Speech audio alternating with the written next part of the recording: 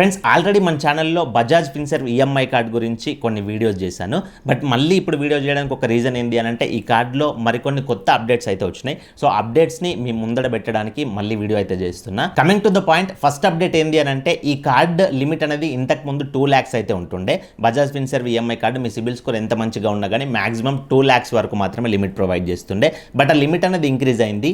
ఇప్పుడు 3 lakhs దాకా అయితే లిమిట్ వచ్చింది. సో మీరు ఏమైనా కొనుక్కోవాలనుకుంటే 3 lakhs లోపు పర్చేజ్ చేసుకోవచ్చు. సెకండ్ అప్డేట్ ఏంటి అని అంటే, ప్రస్తుతం ఈ కార్డ్ని మీరు తీసుకుంటే, ఈ కార్డ్ తీసుకున్న తర్వాత ఆఫ్లైన్ స్టోర్స్ ఉన్నాయి కదా, పార్ట్నర్ స్టోర్స్, అంటే బజాజ్ మాల్ అనే కాదు, బజాజ్ ఫిన్సర్వ్ సపోర్ట్ అయ్యే ఏ స్టోర్ అయినా కానివ్వండి. ఇప్పుడు సంగీత్ ఉంది, లాట్ మొబైల్స్ ఉంది, రిలయన్స్ డిజిటల్స్ ఉన్నాయి, క్రోమా ఉన్నాయి, ఇట్లాంటి ఏ స్టోర్స్లో అయినా కానీ బజాజ్ ఉంది కదా, అలాంటి స్టోర్స్లో మీరు ఈ కార్డ్ని వాడి ఏమైనా ఐటమ్ పర్చేజ్ చేస్తే, ఫస్ట్ పర్చేజ్ చేసిన ఐటమ్ పైన మీకు 1000 రూపీస్ అనేది క్యాష్ బ్యాక్ వస్తుంది. నేను స్క్రీన్ పైన ఒక కూపన్ కోడ్ ప్రొవైడ్ చేస్తున్నా, చూసిర్రా?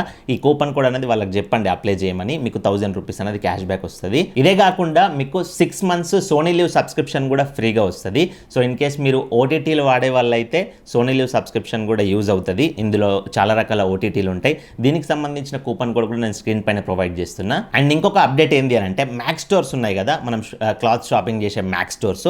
సో మ్యాక్స్ స్టోర్స్లో మీకు ఈ కార్డ్ని వాడి మీరు ఈఎంఐ ట్రాన్సాక్షన్ చేస్తే, అంటే ఈఎంఐ పెట్టుకుంటే మీకు 25% అయితే ఆఫ్ అవుతుంది. మాక్సిమం 500 రూపీస్ దాకా ఆఫ్ అవుతుంది. మినిమం మీరు 1999 అంటే 1999 రూపాయలైనా ట్రాన్సాక్షన్ చేయాలి. ఇవి ఫ్రెష్గా వచ్చిన అప్డేట్స్. సో ఈ కార్డుకి మీరు ఇంటి దగ్గర నుంచే మీ మొబైల్ ద్వారానే జస్ట్ 5 నుంచి 10 నిమిషాల్లో అప్లై చేసుకోవచ్చు.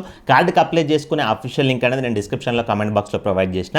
జస్ట్ ఆ లింక్ పైన క్లిక్ చేయండి, మీరు ఇక్కడ కనబడుతున్న పేజ్కి వస్తారు. ఇక్కడ మీ మొబైల్ నెంబర్ ఎంటర్ చేసి కింద ఐ అగ్రీ బాక్స్ టిక్ చేయండి. తర్వాత కింద మీకు 2 కూపన్స్ ఉంటాయి. ఒకటి నేను ఇందాక వీడియోలో చెప్పినట్లుగా మీరు ఆఫ్లైన్లో ఫస్ట్ ట్రాన్సాక్షన్ చేస్తే 1000 క్యాష్ బ్యాక్ వస్తుందని చెప్పిన కదా, అదొకటి ఉంటుంది.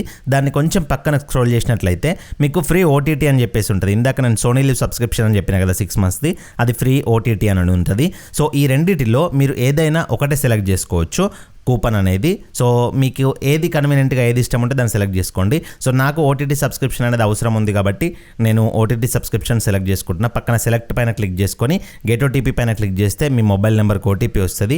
ఆ ఓటీపీ ఇక్కడ ఎంటర్ చేసి సబ్మిట్ పైన క్లిక్ చేయండి. ఇక్కడ కింద నో ఫిల్ డీటెయిల్స్ మాన్యువల్ అని ఉంది కదా, నేను హైలైట్ చేసిన చూడండి, దానిపైన క్లిక్ చేయండి. తర్వాత ఇక్కడ మీ పాన్ కార్డులో ఉన్నట్లు ఫుల్ నేమ్ ఎంటర్ చేయండి. తర్వాత మీరు మేలా ఫీమేలా సెలెక్ట్ చేసుకోండి. నెక్స్ట్ బాక్స్లో మీ పాన్ కార్డులో ఉన్నట్లు మీ డేట్ ఆఫ్ బర్త్ ఎంటర్ చేయండి. నెక్స్ట్ బాక్స్లో మీ పాన్ కార్డ్ నంబర్ ఎంటర్ చేయండి. తర్వాత ఎంప్లాయ్మెంట్ టైప్ దగ్గర మీరు సాలరీడ్ పర్సన్ అయితే సాలరీడ్ సెలెక్ట్ చేసుకోండి, సెల్ఫ్ ఎంప్లాయిడ్ అయితే సెల్ఫ్ ఎంప్లాయిడ్ సెలెక్ట్ చేసుకోండి. తర్వాత పిన్ కోడ్ అడుగుతుంది కదా, సో ఈ పిన్ కోడ్ దగ్గర ఒక చిన్న టిప్ ఏంటి అని అంటే, మీరు ఏదైనా చిన్న విలేజెస్లో ఉంటున్నారు అనుకోండి, so villages pin code enter చేస్తే మీకు బజాజ్ ఈఎంఐ కార్డ్ అనేది రిజెక్ట్ అవ్వచ్చు.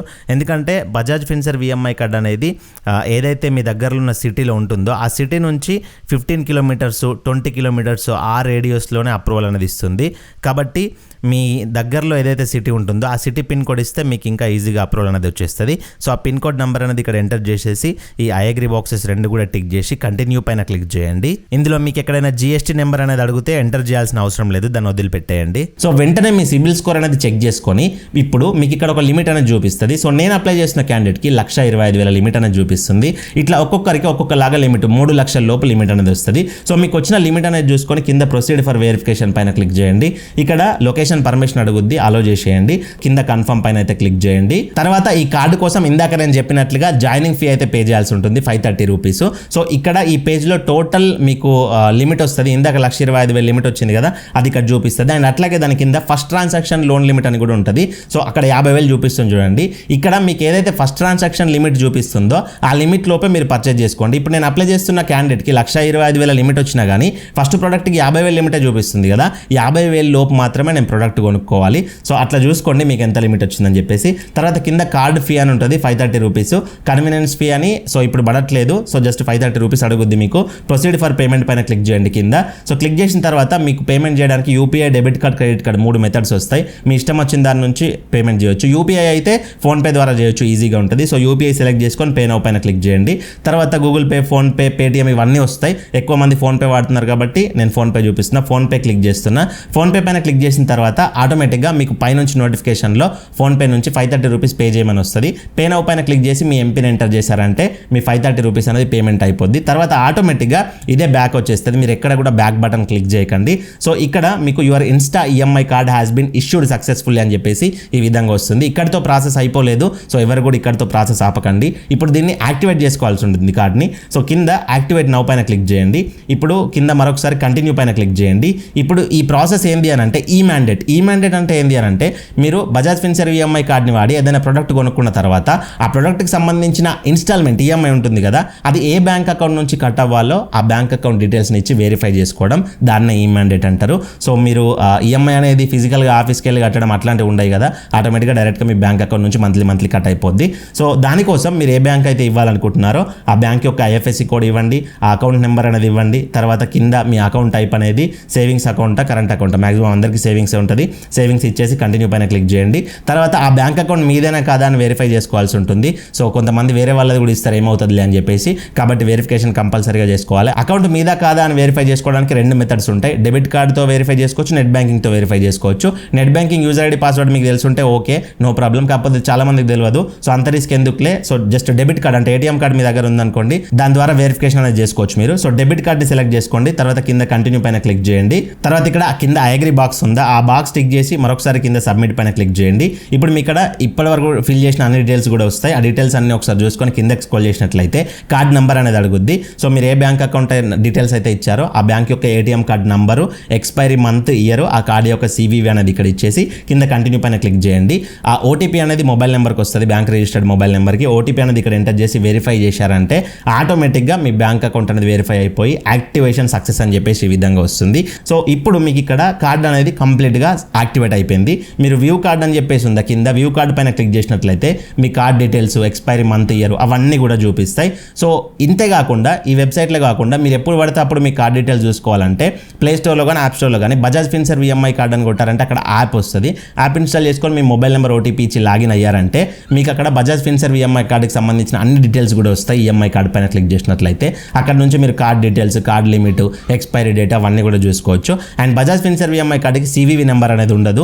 ఏటీఎం కార్డ్ లాగా, క్రెడిట్ కార్డ్ లాగా సివివి నెంబర్ అనేది ఉండదు. చాలా మంది సివివి నెంబర్ కూడా అడుగుతున్నారు. సో ఈ విధంగా మీరు బజాజ్ ఫిన్సర్వ్ ఈఎంఐ కార్డుకి అయితే అప్లై చేసుకోవచ్చు. అండ్ ప్రతి వీడియోలో చెప్పిన ఈ వీడియోలో కూడా మరొకసారి చెప్తున్నా, బజాజ్ ఫిన్సర్వ్ ఈఎంఐ కార్డుకి ఫీ అనేది 530 రూపీస్ మాత్రమే ఉంటుంది. సో మీకు 530 రూపీస్ అడిగితే మాత్రమే అది బజాజ్ ఈఎంఐ కార్డుకి అన్నట్లు పే చేయండి. ఇన్ కేస్ మీకు ఎలిజిబిలిటీ లేక, అంటే మీ సిబిల్ స్కోర్ ప్రాబ్లమ్స్ ఉండో, ఇంతకుముందు మీరు ఈఎంఐ సరిగా కట్టకనో మీకు Bajaj Finserv EMI card reject అయింది అనుకోండి, అక్కడ మీకు రిజెక్టెడ్ అని వచ్చి వాళ్ళు బజాజ్ వాళ్ళది ఒక వ్యాలెట్ కేర్ అని ఒక ప్రొడక్ట్ అడ్వర్టైజ్ చేస్తారు. సో ఆ వ్యాలెట్ కేర్ అనేది ఎందుకు అని అంటే మన క్రెడిట్ కార్డ్స్ని, మన డెబిట్ కార్డ్స్ని సెక్యూర్గా ఉంచుకోవడానికి వ్యాలెట్ కేరు. అది మీకు అవసరం లేదు, కాకపోతే మీకు తెలియకుండా దానికి 699 రూపీస్ అనేది పే చేస్తున్నారు. అదే బజాజ్ ఈఎంఐ కార్డు అనుకొని. సో 699 రూపీస్ అనేది పే చేస్తే అది బజాజ్ ఈఎంఐ కార్డు కాదు.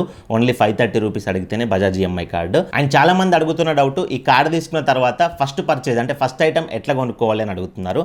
సో ఫస్ట్ మీరు ఆఫ్లైన్ స్టోర్స్లోనే పర్చేజ్ చేయాలి. ఆఫ్లైన్ స్టోర్స్ అంటే ఓన్లీ బజాజ్ మాల్సే కాదు, నేను ఇంతకుముందు చెప్పినట్లు క్రోమా, రిలయన్స్ స్టోర్, ఇప్పుడు మొబైల్ కొనుక్కోవాలంటే సంగీత్, లాట్ మొబైల్స్, ఇట్లాంటివి ఎన్నో ఉన్నాయి కదా, ఇవన్నీ బజాజ్తో పార్ట్నర్షిప్ పెట్టుకున్నాయి. సో ఈ స్టోర్స్లో ఎక్కడైనా కానీ మీరు మీకు కావాల్సిన ఐటమ్ అనేది సెలెక్ట్ చేసుకొని నాకు బజాజ్ ఈఎంఐ కార్డు ఉంది, నేను ఆన్లైన్లో తీసుకున్నాను అని చెప్పేస్తే మీ మొబైల్ నెంబర్ ద్వారా వాళ్ళు ఓటీపీ వెరిఫికేషన్ చేసుకొని మీ ఆధార్ కార్డు, బ్యాంక్ పాస్బుక్ కానీ పాన్ కార్డ్ కానీ అవి తీసుకొని మీకు ప్రాసెస్ అనేది చేసేస్తారు. సో సెకండ్ ట్రాన్సాక్షన్ నుంచి ఒక ఐటమ్ కొనుక్కొని ఒక 2-3 ఈఎంఐలు కట్టిన తర్వాత సెకండ్ ఐటమ్ అనేది మీరు ఆన్లైన్లో పర్చేజ్ చేసుకోవచ్చు. సెకండ్, థర్డ్ ఎన్ని ఐటమ్స్ అయినా మీరు ఎక్కడ కన్వీనియంట్గా ఉంటే అక్కడ పర్చేజ్ చేసుకోవచ్చు, ఆన్లైన్లో అయినా ఆఫ్లైన్లో అయినా. అండ్ ఇక్కడ ఇంకొంతమందికి ఒక డౌట్ వస్తుంది, నేను ఫస్ట్ పర్చేజ్ ఆఫ్లైన్లో చేయాలి కదా, మరి ఆన్లైన్లో కార్డు అప్లై చేసుకుంటే నాకేం లాభం, ఆన్లైన్లో ఎందుకు అప్లై చేసుకోమంటున్నావు అన్న అని చెప్పి అడుగుతున్నారు. సో ఆన్లైన్లో కార్డు అప్లై చేసుకున్న వాళ్ళకి ఒక అడ్వాంటేజ్ ఏంటి అని అంటే మీకు ఆ కార్డు అనేది ఎలిజిబిలిటీ వస్తుందా రాదా అనేది మీకు ఇంటి దగ్గరనే తెలిసిపోతుంది. ఎగ్జాంపుల్గా మీరు ఒక టీవీ కొందామని ఒక స్టోర్కి వెళ్ళారు అనుకోండి, మీరు టీవీ పైన మంచిగా రీసెర్చ్ చేసి సెలెక్ట్ చేసుకొని దానికి ఒక ప్రైజ్, ఫైనల్ ప్రైజ్ మాట్లాడుకున్న తర్వాత అక్కడ వాళ్ళు బజాజ్కి అప్లై చేస్తే రిజెక్ట్ అయింది అనుకోండి, మీరు ఇప్పటిదాకా చేసిన టైం అంతా వేస్ట్, మళ్ళీ మీరు ఆ ప్రొడక్ట్ అనేది తీసుకోకుండా ఇంటికి వచ్చేయాలి. అదే మీరు ఇంటి దగ్గర బజాజ్ కార్డుకి అప్లై చేసుకున్నారనుకోండి, మీకు ఎలిజిబిలిటీ వస్తుందా రాదా అనేది అర్థమైపోద్ది. ఎలిజిబిలిటీ వస్తే మీరు డైరెక్ట్గా మీరు ఏదైతే ఐటమ్ కొనుక్కోవాలనుకుంటున్నారో ఆ స్టోర్కి వెళ్ళిపోయి కాన్ఫిడెంట్గా ఐటమ్ అనేది సెలెక్ట్ చేసుకోవచ్చు. అండ్ ఇంకొక సెకండ్ అడ్వాంటేజ్ ఏంటి అని అంటే మీరు ఇంటి దగ్గర నుంచి ఆన్లైన్లో కార్డు అప్లై చేసుకోవడం ద్వారా మీకు లిమిట్ అనేది ఎంత వచ్చిందో కూడా తెలుస్తుంది. ఎగ్జాంపుల్గా మీరు ఇవాళ కార్డుకి అప్లై చేసుకున్నారు, మీకు ఒక 50,000 లిమిట్ వచ్చింది. సో మీరు ఎగ్జాంపుల్ టీవీ కొనుక్కోవాలంటే మీ దగ్గర ఉన్న స్టోర్స్కి వెళ్ళి 50,000 లోపు ప్రోడక్ట్ మాత్రమే సెలెక్ట్ చేసుకుంటారు. అదే మీకు లిమిట్ తెలియదు అనుకోండి, మీరు 60,000 70,000 ప్రోడక్ట్ సెలెక్ట్ చేసుకొని మళ్ళీ అన్న మీకు 50,000 లిమిట్ వచ్చిందని వాళ్ళు చెప్పిన తర్వాత ఇబ్బంది పడడం ఇవన్నీ అయితే ఉండవు. సో ఇంటి దగ్గర నుంచి మీరు ఆన్లైన్లో అప్లై చేసుకోవడం ద్వారా ఇలాంటి అడ్వాంటేజెస్ ఉంటాయి. అండ్ ఇంకొంతమంది అడుగుతున్న డౌట్ ఏంటి అని అంటే, అన్న ఆఫ్లైన్ స్టోర్లో ఫస్ట్ పర్చేజ్ చేస్తే మాకు 0 డౌన్ పేమెంట్ పైన ప్రోడక్ట్ తీసుకోవచ్చా అని అడుగుతున్నారు. 0 డౌన్ పేమెంట్ అంటే ఎగ్జాంపుల్ మీకు ఒక 20,000 ఫోన్ తీసుకుంటున్నారు అనుకోండి, ₹1 కూడా కట్టకుండా 20,000 ఫోన్ తీసుకొని 12 నెలలు కానీ 24 నెలలు కానీ ఈఎంఐ పెట్టుకోవచ్చు. అది కొంతమందికి ఆప్షన్ వస్తుంది, కొంతమందికి డౌన్ పేమెంట్ కట్టాల్సి అయితే ఉంటుంది. ఎగ్జాంపుల్గా మీరు ఒక 12,000 మొబైల్ తీసుకుంటున్నారు అనుకోండి, సో 12,000కి 12 మంత్స్ ఈఎంఐ పెట్టుకుంటే మంత్లీ ₹1,000 వస్తుంది కదా. ఫస్ట్ 4 మంత్స్ ఈఎంఐ కట్టాలి, అంటే ₹4,000 డౌన్ పేమెంట్గా మీరు కట్టేస్తే మిగతా 8 నెలలది నెక్స్ట్ మంత్ నుంచి ఈఎంఐకి అయితే కన్వర్ట్ అయిపోద్ది. ఇట్లా 0 డౌన్ పేమెంట్ ఆఫర్ కొంతమందికి వస్తుంది, డౌన్ పేమెంట్ పెట్టాల్సిన ఆఫర్ కొంతమందికి వస్తుంది. అది కంప్లీట్గా మీ ప్రొఫైల్ పైన డిపెండ్ అయి ఉంటుంది. సో ఇది కంప్లీట్ వీడియో. మీకు ఏదైనా డౌట్ ఉంటే కింద కమెంట్ చేయండి. అండ్ మీరు కార్డ్ అప్లై చేసుకునేటప్పుడు కానీ ఏదైనా ఎమర్జెన్సీ డౌట్ వస్తే దాని స్క్రీన్ షాట్ తీసి మాకు ఇన్స్టాగ్రామ్లో పెట్టండి. ఇన్స్టాగ్రామ్ లింక్ అనేది డిస్క్రిప్షన్లో కమెంట్ బాక్స్లో ప్రొవైడ్ చేసిన మన పేజ్ని ఫాలో అయ్యి మనకు మెసేజ్ పెట్టండి. అండ్ వీడియోకి ఒక లైక్ ఇవ్వండి, లైక్ ఇస్తే నాకు సపోర్టివ్గా ఉంటుంది. మరొక మంచి వీడియోతో కలుసుకుందాం. Thank you for watching. See in the next video. జై హింద్.